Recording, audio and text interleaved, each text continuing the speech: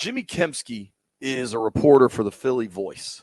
The dude that talk all the negative crap? Yes. But he does it for everybody, including the Eagles. Like, it's a funny bit that he does. Yeah. And I got a funny bit for him. One finger salute. I support the Philly Voice because independent newspapers have just, like, completely evaporated in the modern American mediascape. So Kempski does this for I don't know if it's a whole NFL landfill. I know it's a whole NFC East. So he's already done it for Dallas. He's already done it for New York, and it's Washington's turn. Mm-hmm. Okay. To start this article, let's all take a deep breath. Exhale out. All right. This is supposed to be satire, folks. This is supposed to be funny. To start the article, you know what the picture is of 10 reasons the Commanders will be a dumpster fire this season?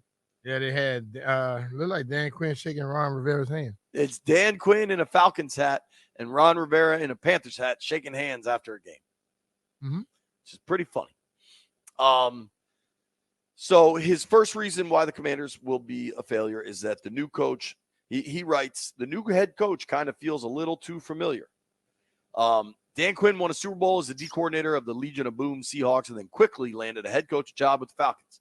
His tenure in Atlanta started out well enough, but it unraveled over his final 3 seasons, and he was fired after an 0-5 start in 2020. Last 3 seasons went 7-9, 7-9, 0-5, fired. Pretty similar to Ron. They got to a Super Bowl, then things fell apart. I get it. Number 2. I don't know if I agree with this one. Number 2, he says, the one thing that opposing teams had to worry about is no longer a worry. I think the people in town were saying that teams worried, but I don't think teams were worried about it. I think Sweat and Payne were a pretty tough combination. But basically he's saying that Chase Young and Montez Sweat are gone, and whether it was real or perception, teams were worried about those 2 guys on the edges, and now they don't have to be. I think when they first got drafted, yes. Once they started to play, no. Do you think – I think the injuries wrecked Chase. Yeah. And I think that's kind of showing in free agency and everything else.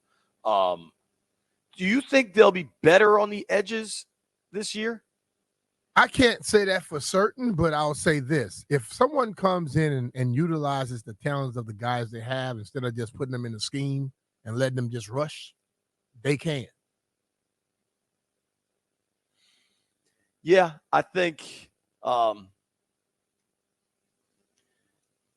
Dorrance Armstrong could play. I think they might have found something there. And I think the way Dan Quinn moves guys around, I think Luvu, hell, maybe even Jamin, Clellan Ferrell, I think is more of a run stopper for you, but he's a high energy guy. I'm curious, man. I'm curious. But I think Armstrong helps you. This BMitch, number 3 on why the Commanders will be so bad is the pass defense was atrocious in 2023. That is completely accurate. I'm not denying that last year they were god-awful. They were dead last in passing yards allowed per game. Mm-hmm. They were 30th in yards allowed per attempt. So passing yards allowed per attempt is the ability for quarterbacks to either go deep or pick up big plays. They allowed 7.7 yards per attempt, Brian. Mm-hmm. That's not good. They allowed 39 passing touchdowns last year. Do you know where that landed them in the NFL? Probably last. Dead last. Mm-hmm. They gave up 12 pass plays of 40-plus yards. I feel like I can think of 5 of them from DJ Moore in that Bears game. That was 29th in the league. The opposing passer rating from the Washington defense last year was 105.7. That's like shooting a radio station, as you like to say. That's damn near 106.7. Mm-hmm. Where do you think that ranks in the NFL? Probably last. Dead last. I think I'm not saying anything crazy here, top 10 or anything like that. I think this is the area I believe will improve the fastest, and a lot of that is going to be attributable to coaching. Do you agree with me on that, B? I think so. I agree. You're hoping you get a lot more out of some of these players. Yeah. But I do think coaching can help with that in a way that wasn't there. Like just on a simple let's not leave Emmanuel Forbes, a rookie in what week was it? We were in Philly, week 3, maybe week 5. Don't put Forbes, who, listen, size is an issue. He's an undersized corner. Size matters. Don't put him on arguably the most physical receiver in the NFL in A.J. Brown. Yeah, by himself. Yeah, and then when it's obvious that Brown is dominating, don't continue to do it. But honestly, dude, they've got to figure out if they can get more out of Forbes or just not play him. And that's on the staff. Because I don't even want to go through this, but the numbers against Forbes, he got torched. Maybe he'll be a lot better. Maybe a lot can be different for this kid. You figure out how to take advantage of what he is good at, which is quick eyes, length, nose for the ball. Something's got to give there. Can I run through some of these numbers from last year, B? Go ahead. Steph Diggs, 8 catches, 111 yards. A.J. Brown, 9 catches, 175, 2 tutties. DJ freaking Moore, he a terp. 8 catches, 230 yards, 3 touchdowns. Yeah. Drake London, who was catching passes from Desmond Ridder. It's really hard to have a good game when Desmond Ridder is the quarterback. Drake London went 9 catches for $125. Brian, Darren Waller just retired. He's more interested in YouTube videos than playing football. Darren Waller last year went for 7 for 98 with a touchdown. Another matchup against A.J. Brown. 8 for $130, 2 touchdowns. Against the Seahawks, I can tell you the good news if you want. They held DK Metcalf under 100 yards. But he had how many catches for how many? 9 catches for 98 yards. Yeah. And Tyler Lockett had 8 for 92 and a touchdown. Yeah, not good.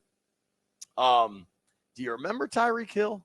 Do you remember when Tyreek Hill came to town? He was just running away from everybody. First play of the game, he knew. Listen, a lot of things. I think everybody in the stadium knew they were going deep. A lot of things went sideways last season, but when Tyreek Hill comes to town, how do you not specifically plan for that? You start backpedaling as soon as you get in the stadium. Just leave somebody at the goal line. Leave one safety at the goal line. And that probably wouldn't have worked. Cooper Kupp went 8 for $111 with 2 touchdowns. Brandon Ayuk, a name that's popular, 7 for $114 and a touchdown.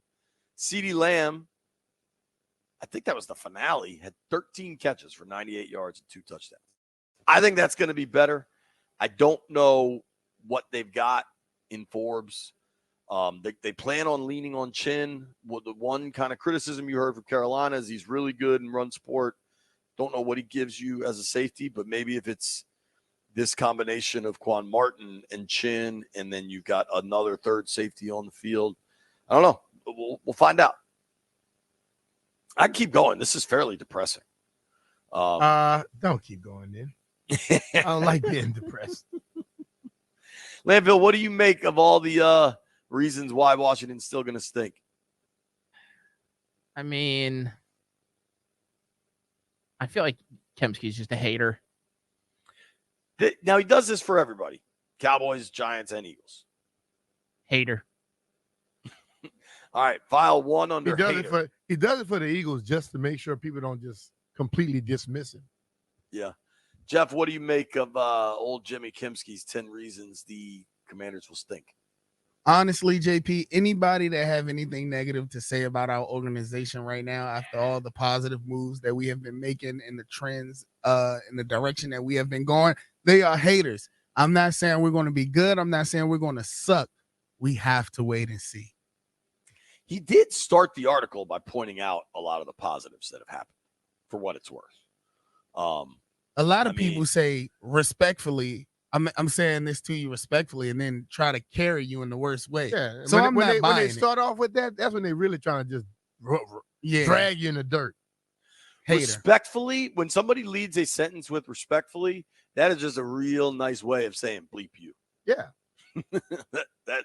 that is the truth. So I would just tell Kempski, pucker up.